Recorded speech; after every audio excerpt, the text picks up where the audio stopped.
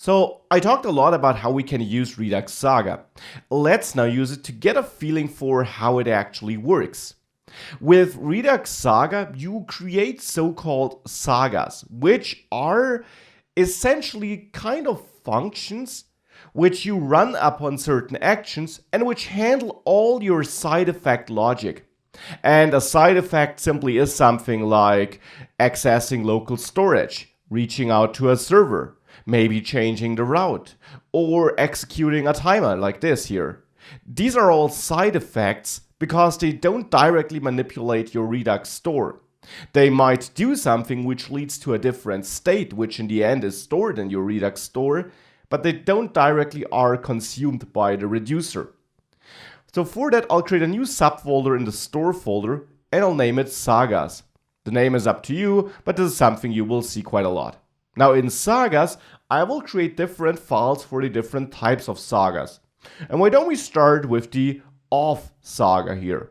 So I'll create a new file, auth.js, in the sagas folder. Now in here, I want to create my Redux sagas. The question just is, how do we create such a saga? What is it actually? In its core, it's kind of a function. And I'm saying kind of because there's a little twist to it, which I will show you soon.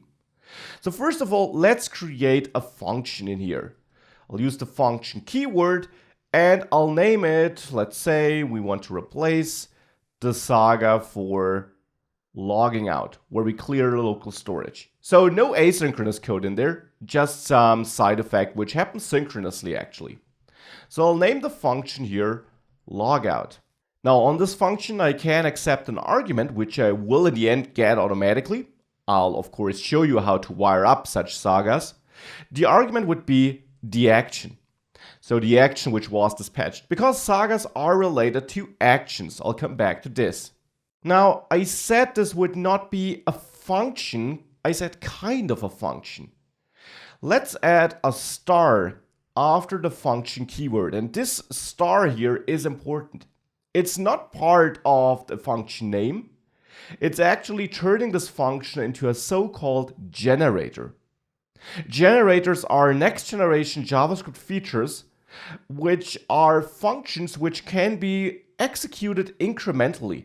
So you can kind of call them and they don't run from start to end immediately, but you can pause during function execution, for example, to wait for asynchronous code to finish. And that is exactly what Redux Saga takes advantage of. And if you have synchronous code, well, then you can just execute it from start to end immediately. I will show you how both works in this module. So we have this generator function here. Now in logout, I obviously want to do the same I do in my logout action creator. So I'll copy the free local storage calls here and paste it into my logout saga generator here. Now you already see my IDE doesn't like this. It's saying me that this generator does not have a yield function or a yield keyword. Now we'll take care of this and I will explain what yield does. For now we're cleaning up the local storage here. Now with the local storage removing items here, we can have a look at the auth.js action creator. And we see that there at the end, we returned this action object, which essentially would lead to this being dispatched. So we want to do the same here. And in a saga, we actually do this with a special function we get from the package we just installed.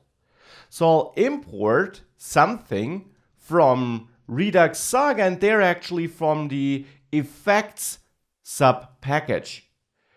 There, I want to import the put function. Now, put in the end will just dispatch a new action.